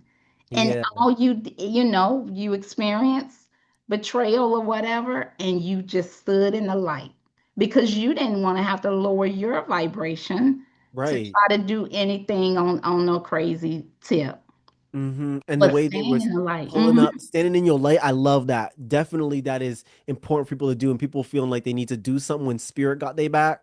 Yeah, spirit's gonna do it all for you. I'll never forget when they kept trying to come back into my life, and in the astral, they'd pull up. I would have trips every night where they're pulling up trying to be cool again, or I'd be on the phone and I can't hang up, and they'd be like trying to talk to me and I can't hang up the phone. At one point, they were sending astral spirits my way to like attack me and to like spy on me. Wow. Wow. And I'll never forget my basically my spirit mom. She was like she knew about it actually. And she was like, "Oh yeah, that spirit that keeps being sent to you." And she would say what it is. I'm like, "Yeah, what's up with that? Like I need some clarity." And she's like, "Yeah, it's the one guy that betrayed you." Cause da da da. So I was like, "Oh, that makes so much sense cuz I could tell it was I could feel their energy with it, but I thought that was just me being a little extra. Yeah. But they would keep sending this like creature, and it Wow. was it was starting to actually piss me off. Cause first I was just like, oh, this cool creature, and then it would go in my house and like search my house, and then I would see it when I'm doing different stuff in the astral, like it was spying on me. And I told my spirit mom, I was like, I'm gonna kill this thing, bruh. And she was like, don't, because you don't know what's gonna happen physically. Because Mm-hmm. something can happen physically. So I was like, oh, I'm not gonna do it. But almost like every night it would come and it would even bite people that I'd be astral traveling with. Like I'd be taking somebody like astral traveling with me, and the snake would come and bite them. And I'm like, you know what? I'm done with this damn snake for months. I was like, I'm done with this damn snake. So I took a club, like I literally had like an ancestral club, and I clubbed it, and the ancestors were around me. It felt like Wakanda. They were like, ah, ooh, ooh, ah, ooh, ooh. And it was like celebrating. And I made like a speech. I was like, never, like I was getting chills. I was like, never do we allow people to do what they was doing to us like this ever again. Wow. And I made a spirit watch. I'm like, watch that snake and make sure it don't come back alive. Okay, Mm-hmm. make sure it's staying right there. And from then on, it was set. I had other people send spirits. This is real astral warfare. People that don't like me, and I had to set some stuff up to let it know, like I ain't gonna play these games. I'm also gonna set up my protection. I have spirits who saying just call me up, and I'll be there for you. I said okay, so I'm gonna start doing that. So now I use my spirit army to my advantage now in the most positive way. And I always will say to people, especially if you think about using anything negative way, just like these people use their powers for negative against me and you, it's like you're it's like you work for spirit and have it's like you're so ignorant to the fact that you can't do something wrong and not be punished yourself. Like you act like you could play me, you're playing spirit. Mm-hmm. So you're acting like you could just do whatever and it's fine. You're gonna get something bad to you, which is why I would never do anything harsh. And I always said I'm always tell the truth Mm-hmm. and nothing but the truth. And if I lie, I punish myself. Like I feel this burning chest of my Yeah. feelings. So I'm like, I can't ever lie anymore. And I made sure of that. Yeah. And I do that because I honor the divine. Like the divine is my best friend. That was the first thing I want to say. Yes. Yes. Yes. Yes. Yes. Yeah. I'm shouting. I'm for real. You taking me today for real. Yes, because we honor the divine. Yes. Yes. So Cash. Okay, I asked earlier, the fairies. What Mhm. is your relationship with? And I've heard you talk about they would hide your stuff, which I've heard that before. I've heard they like to hide your stuff. Um, but your interaction with the trees, like, give Mhm. us some of that juice as far as your interaction with nature, and how we can connect as well. When I go to the park, I always touch a tree and I'll talk to it, have a conversation. Of course, I can't hear nothing back. But just what your experience have what have your experiences been with the trees and with nature? There was a point where I started exploring fairies because I was starting to have interactions with them and have clients where the fairies were sending them to me for help. Wow. And so then I would talk to these fairies. And at first I was like, oh, they're just nature spirits. And I was like, wait, that's a fairy. And then I started exploring actually the fairy realm and learning my connections there. So fairies kind of came to me first, and I was always skeptical. I always going with skepticality with anything. And that one, the fairies, I was like, oh, I don't know what the truth is with that. But when they started coming to me, I was like, okay, this is real. They were teaching me about their kingdom, how it worked. I invited them in my room, and you could just feel the playful energy up in your room. The playful energy. And I even had like little fairy houses. I loved having them there, but then they would hide my stuff, and you could feel the party in your room. Like this is a party in your room. And so I was like, you know what? I gotta only certain times, okay? Like just like I had the portal up, I have this big portal which certain spirits come through, divine spirits come through when I have clients or certain spirits are connected to me. And I used to have it open 24/7 all the time. And I'm like, all day it feels like there's a party here. And if I could see spirits coming in and out, in and out, in and out, and I'm feeling all these different energies coming in and out, I'm like, okay, I gotta set a little like boundaries here with who comes in when and what energy comes in what. And Mhm. so I call it a lock. I put a certain lock on it. And when the fairies started coming in, they were teaching me all about the connection with the elements, and trees was one of the big things. Mhm. They were teaching me how to speak with trees. And I was like, is that like a thing? Like you talk to trees like that? I thought that was hippie stuff. Oh no, no, no. The hippies knew what they was doing. I was like, oh, okay. So they were like, you could use substances, but you don't need it. So I would go in the forest and I remember after a few upgrades, they were like, we're gonna upgrade you a bit and then you'll be able to speak with the trees. And when I went in the forest, it was like even the way the trees moved, Mhm. it was like they were speaking. You could hear them, but it Mhm. wasn't like you could hear them. It was like you feel them, and it's like a different. It's like spirit language, Mhm. and I could feel in the roots them connected. Like I could feel the tree from miles away through this tree. It's like wow, this is amazing. Wow. This network, and then you could Yes. feel them all conversing. You Yes. don't hear them, but you hear them. You're like, whoa, this conversation's going on. And they would teach me things that I would look up online and see, or they would talk to me about a client coming in, and then the client would come in. And so that's once I started interacting with them more, and I like confirmation because I knew it was, of course, when you dive into it, you know it's real. Right. But you're like, okay, in what way is it real? How does it work? So then when they started talking to me a lot about different stuff, especially clients and different hidden wisdom and getting the confirmation with it, I was like, wow. I mean, these like a client would come up like a few days later and I'd be like, yo, the trees told me all about you already. And they're like, yeah, I love trees, bro. I talk to trees all the time. I'm like, I know, they told me all about you. And so right then it's like that's when it started getting more funny because I'm like, wow. So that I got that from the conversation with the trees, but then everything else I spoke to them about was right on too. So Wow. then I started going to the forest more to be like, I need some more insight. I formed certain bonds with certain trees, Wow. and I would have names for them, and Wow. they would talk to me about differences. Some of them have been alive for like 200 years, and they would show me what life looked like then and the wisdom that they have from deep in the earth. Like, so I could say some stuff right now, and it would still sound real crazy. They have so Yes. much wisdom, Wow. and I love the mycelium network because the mycelium connects everything.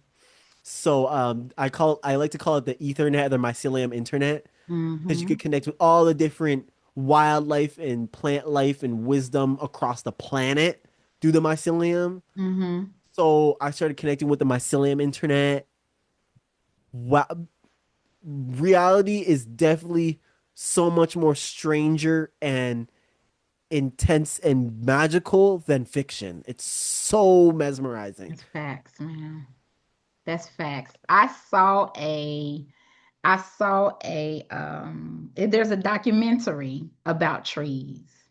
I saw on Netflix, and it was so powerful and profound. They, as we know, they are intelligent beings.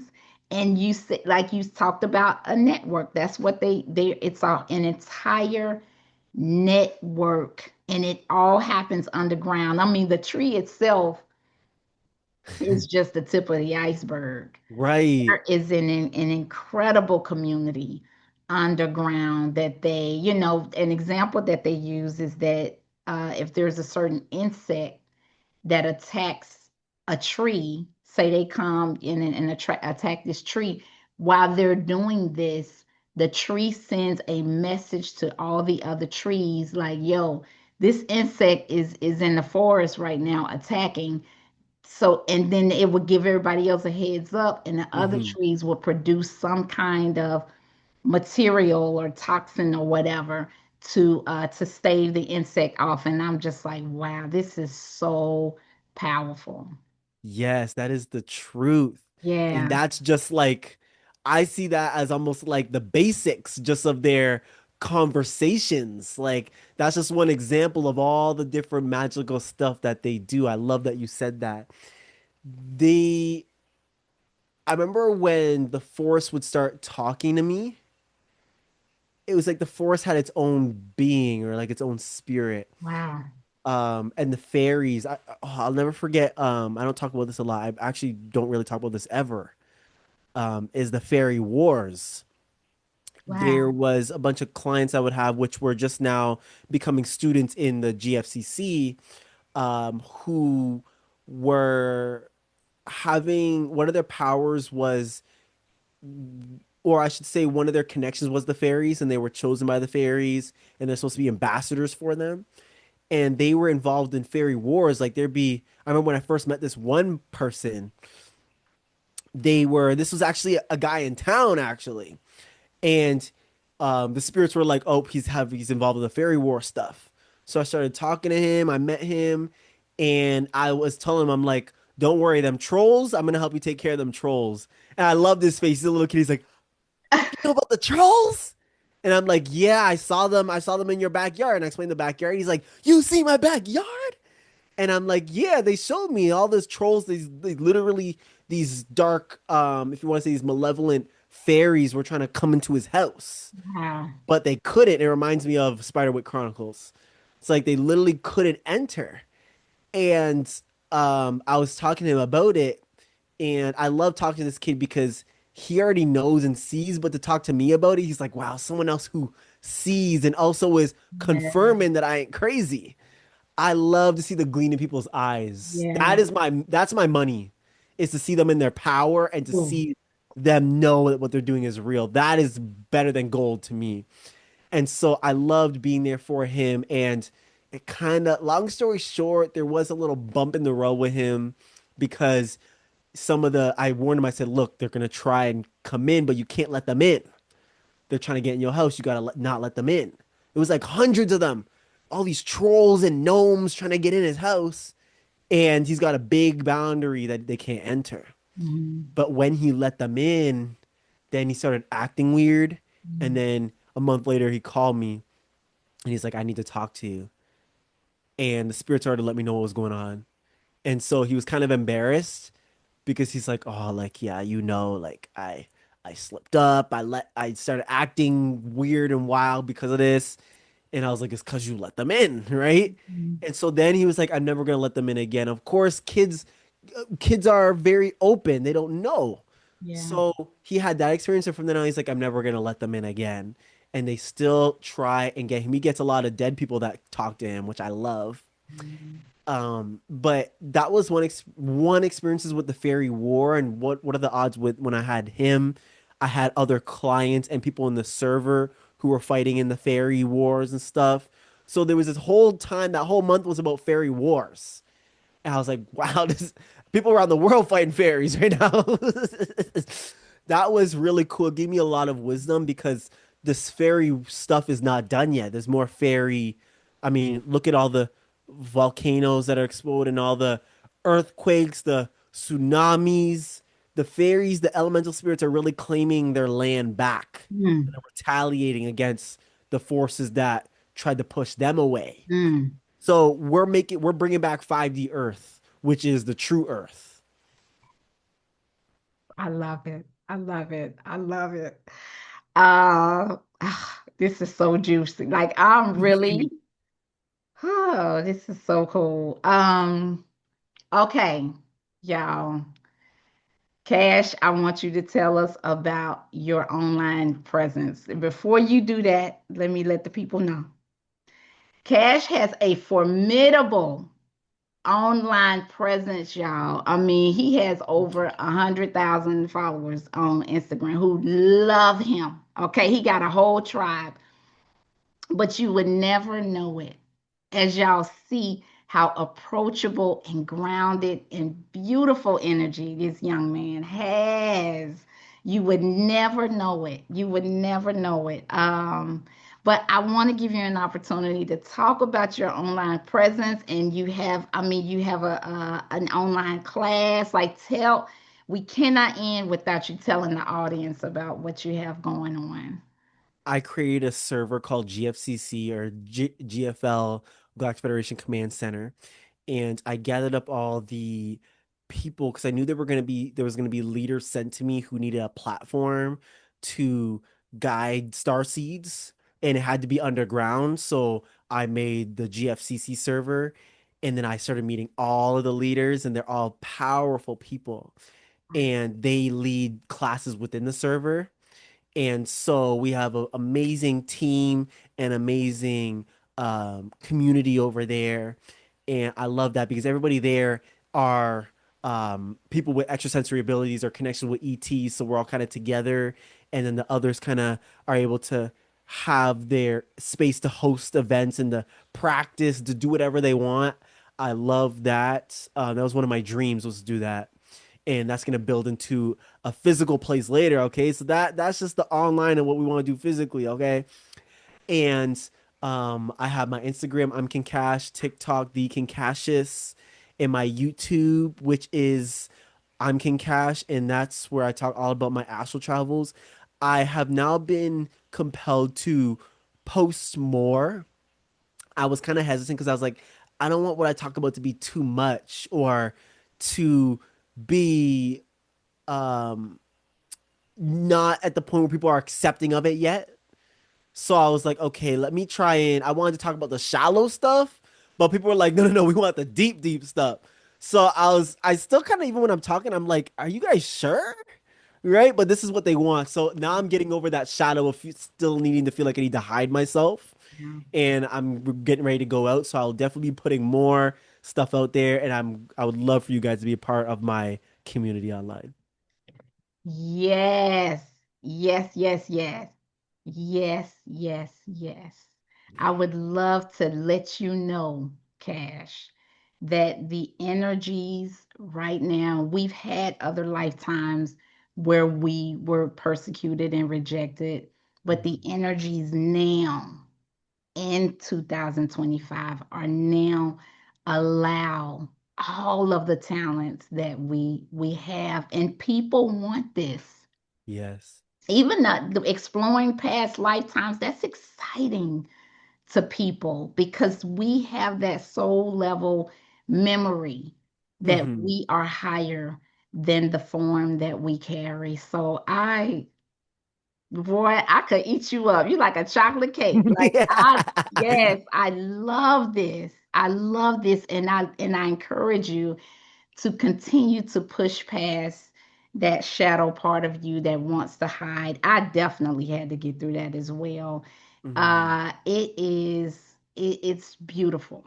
Especially feeling like that not wanting to speak because we feel like we're not going to be taken seriously. Yeah. That was a big thing. I'm like, why would I talk about all this divine wisdom that is part of this entire universe and this planet and this galaxy if the people I'm speaking to aren't going to take it seriously? That'd be like Einstein putting out some science Mhm. and people being like, oh, that's nothing. Like, why am I going to even Mhm. speak it then? Mhm. But I realized that is something part of my shadow too. Like, you just need to speak, and the people that need to hear it are going to hear it, and then those people are going to affect people. It's a ripple effect. So I see clearly now, and I am committed now to doing this as I want all of you that are watching to do the same. Yes, I encourage everyone to stop by. I'm going to have all of the links. Cash, send me all of your links. I want to put them in the description box. I encourage everyone to be. I'm very excited personally. I feel like this. I told you, Cash. I feel like this is my next step. Even having a conversation with you, my energy kept saying yes, green light, green light. So, Cash is very talented, y'all. Like, I was having a conversation with him, and he's like, mm-hmm. And your spirit guides are telling me, and I'm like, what? Hold on, what did they say? Very, very, very, very talented young man. And the biggest thing that we've talked about is the love and the light. The love and the light. So just to have that extrasensory ability in addition to the high vibration of Mhm. love and service to self and others is just it's currency. It Yes, is ma'am. currency. It's currency. And so yes, I encourage everybody to stop by. Everybody to stop by his social media. Are there any other words of wisdom that you wanted to share? Oh. Are there any messages from extraterrestrial beings that you wanted to share with us at this time? The world is really prepping for physical contact. Yes. So if you are in the moment where you are already in contact with them, especially whether it's spiritually, I mean, in any way, telepathically, astrally, whatever way it is, or you're just interested and you're just diving into it, that's on divine purpose. Mhm. Okay. So everybody's prepping, especially you starseeds. You're noticing you're already interacting with these ETs in different ways, and you're like, wow, like even you guys had no idea they was that real, but they're making their presence known to you. They're making their presence known with starseeds to form these connections now, because later when everybody knows about them, they're gonna need you. Everybody's gonna be like, whoa, okay, there's ETs among us, where they at? That's where you come out. Oh well, there's people with real superpowers, where they at? Oh, here they are. Right? Who's gonna help us interact with these beings? We have no idea how they work or what they do. Here they are, and this is where you guys come up. So you guys were placed in this experiment like this for this purpose. Allow the world to work out what it is, because the what humans are doing right now is part of the experiment, and the experiment's about to end. Which experiment's been going on for thousands of thousands, millions of years. So now the fact that it's ending and then we're going into a new phase of Earth where the Earth is like the capital of the galaxy, that's what this is. All the different beings have DNA here. Everybody, I mean, humans, we're a mix of like 50 plus different ETs. Wow. So this planet means a lot, way more than you guys know to the beings in the universe and in this galaxy. And you're playing a role in that. I mean, millions of beings are watching this conversation right now. Like they watch Earth like it's the Kardashian show. That's how important it is. They're like, everybody's watching. They're like, oh, you guys remember when we went through that? Oh yeah, I remember when we went through that struggle. Yeah, they watching, and then they're like, okay, let's send some of our people down on the ground to get stuff done, to help things move. We need protectors. We need healers. We need warriors. All of that, that's what's up. You guys have been placed in this experiment to do just this. And I want you to step into your power, because the people are going to need you really, really soon. Ah, yes. What he said. What he said. This is holy work, y'all. This is holy work, what we're embarking on. And it is a big deal. It's a It big deal. It's is. also fun, too. Like when I recognized my own spirituality, it was like, oh my God, I've done this before in many lifetimes and bodies. It's so fun. It's so juicy, y'all. So, yes, yes, yes. Yes. Yeah, I love it. I love it. All right, so I gotta close it out. I can't. I love your energy. Yeah. I've been in the ninth dimension the whole time. I'm like, but I have closing remarks for you, Okay. King Cash. So one of my favorite books is Conversations with God by Neil Donald Walsh, which I'm sure you've heard of, King Cash.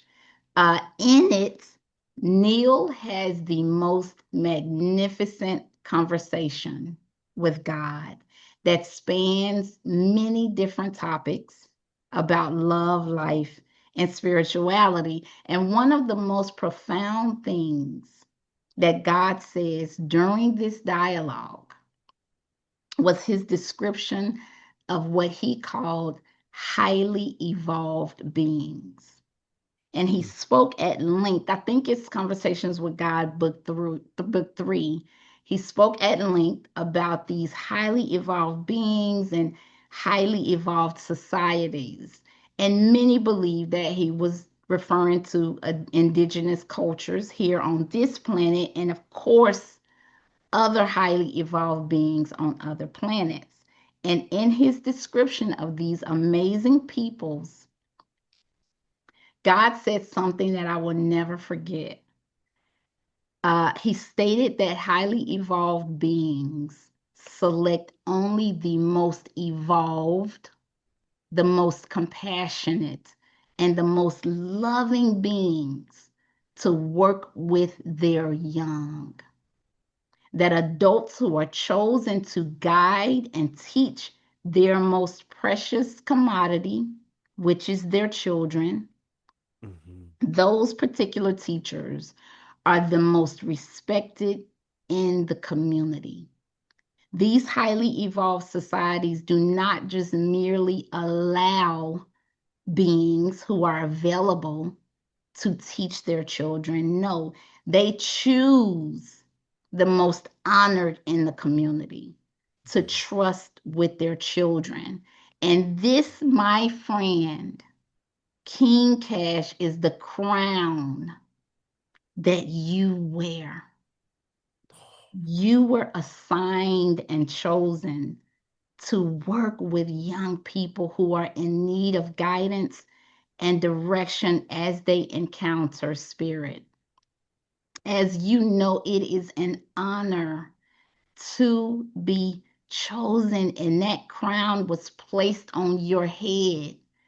And that, in and of itself, says the absolute most about your character and your heart, that you were chosen to help lead the way from our most precious commodity here on this planet. I've told you this before, and I will tell you again that you carry the most vibrant, fresh, and high vibrational energy that everyone feels when they encounter you. And it serves us to have you share your energy with us this lifetime. I am so very happy that you are here. And I'm really so proud of you for the dynamic things that you are doing here. And everyone who's familiar with my platform understands that when I say thank you for being here, that statement is so very layered. We have so many planets, so many dimensions, so many realms that we can spend time in. But we thank you, Cash, for deciding to spend your time and your energy here on this planet, sharing your wisdom, your guidance, your love, and your light, brother. Like, I'm so excited for what you're doing, and you make spirituality look cool. And we need more of you. I cannot wait to see what you and I co create to further ground the energy of heaven on earth. So, thank you for being here. I just needed to honor you in that way. Thank you. Well, that hit really deep. I was about to cry, bro. Like, I've not had anyone speak to me like that ever. So, thank you so much. And I feel so blessed and I feel so recognized. Thank you so much. Yeah, And to give me yeah, this, to be able to be here on your show to speak like this, I want to thank you. And I'm yeah, looking so forward to what we're about to build. I know we got so much we're gonna build, especially with the school stuff. We got so much future stuff that I know we're gonna do together. And I know this is just a start, this conversation here. Thank you, Loretta. You're amazing. I appreciate you. yes, you're welcome. You're welcome. You're welcome. I love doing that. I love giving my guests their flowers, and I definitely, my heart overfloweth when it comes to you. And thank you all for everyone who has tuned into this conversation, y'all. Thank you Mhm. for your time, your energy, and for co-creating this God thing, this love thing that we're doing. And please check out the description box. Check out Cash's social media. And Cash, I can't let you go before we throw up the hearts. You gotta throw up them hearts. Yes, throw up. I love it. I love it. And we love you all, right, Cash? We Yes, love ma'am. You you know it. all. So yes, yes, please integrate yourself in his team, his online classes. You will not regret it, y'all. It's time.